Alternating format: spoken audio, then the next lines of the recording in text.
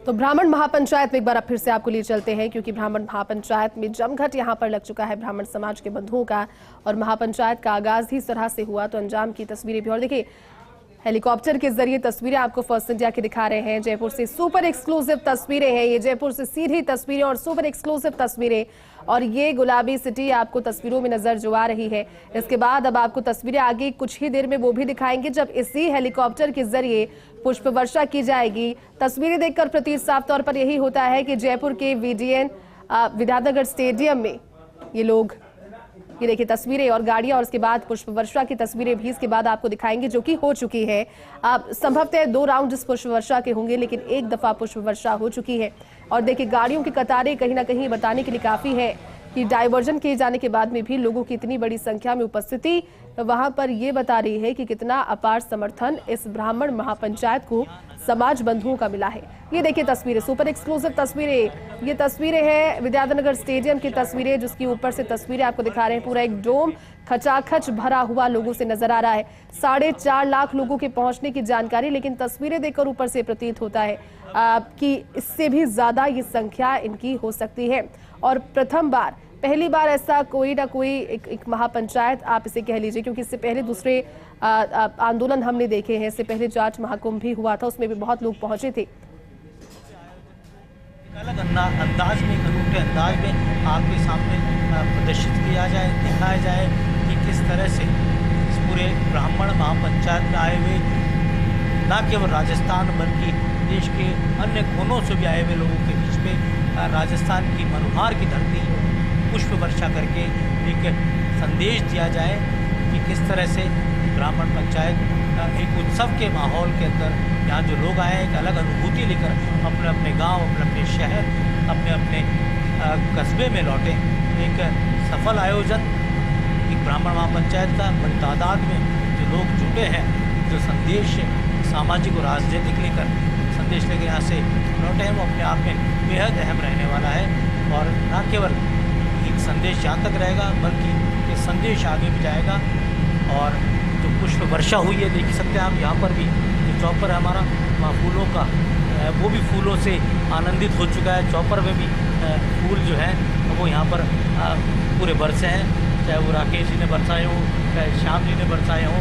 दोनों जो साथी रहे हमारे हेलीकॉप्टर के अंदर, एक अनूठा वातावरण यहाँ देखने को मिला। मेरे सहयोगी नरेंद्र ने आपको पूरा वो तस्वीरें दिखाई कि किस तरह से इस पूरे आयोजन के ऊपर एक हेलीकॉप्टर के जरिए पुष्प वर्षा की गई और एक संदेश दिया। फर्स्ट इंडिया की तरफ से ये एक्सक्लूसिव प्रस्तुति आपके लिए रही।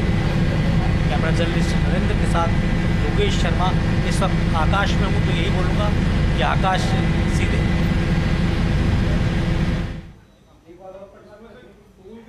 देखिए, फर्स्ट इंडिया की हर बार कुछ नया करने की कोशिश, और सबसे पहले खबर ही जीवन है, ये हमारा ध्येय। और खबर को किस तरह से बेहतरीन तरीके से और भी ज्यादा एडवांस तरीके से आप तक पहुंचाया जा सके, ये कोशिश। और ये कोशिश आपने देखी। ये देखिए विद्यानगर की तस्वीरें आप उस समय देख रहे थे, क्योंकि हेलीकॉप्टर, जिस हेलीकॉप्टर से पुष्प वर्षा की गई, उस हेलीकॉप्टर में फर्स्ट इंडिया की टीम मौजूद रही और आपको तस्वीरें भी दिखाई। इसके बाद में ये देखिए तस्वीरें खचाखच भरे हुए इस पूरे सभा पांडाल में, माफ कीजिएगा, लोगों की उपस्थिति तो थी ही, लेकिन बाहर रेंगते हुए वाहन भी नजर आ रहे थे। कुल मिलाकर के वाहन के पहुंचने का डाइवर्जन और ट्रैफिक डाइवर्जन तो किया गया था, लेकिन आप समझ सकते हैं कि एक जगह पर, एक निश्चित जगह पर, नियत जगह पर अगर अनुमानित से भी ज्यादा लोग पहुंचे तो फिर व्यवस्थाएं कुछ इस तरह की दिखती है। हालांकि गाड़ियां वहां पर लगी हुई थी और प्रशासन वहां पर पहले से मुस्तैद था। ब्राह्मण समाज ने आज जो हुंकार भरी है, यकीनन इसके पीछे एक मैसेज भी है। मैसेज सिर्फ एक जगह जुटना और समाज की बातें करना ही नहीं, बल्कि मैसेज अपने हक की, अपनी जो उम्मीदें हैं उनकी बात को भी आगे तक पहुंचाना रहेगा। ब्राह्मण साधु संतों, विप्र बंधुओं का जमघट आपने तस्वीरों में देखा। राजस्थान ही नहीं बल्कि राजस्थान से बाहर के ब्राह्मण भी यहां पर पहुंचे, और कई ब्राह्मण ऐसे भी थे जो कि ब्राह्मण समाज के प्रतिनिधि देश से बाहर रहते हैं, लेकिन खास तौर पर इस आयोजन में शामिल होने के लिए वो विदेशों से भी आज जयपुर के इस विद्यानगर स्टेडियम में पहुंचे।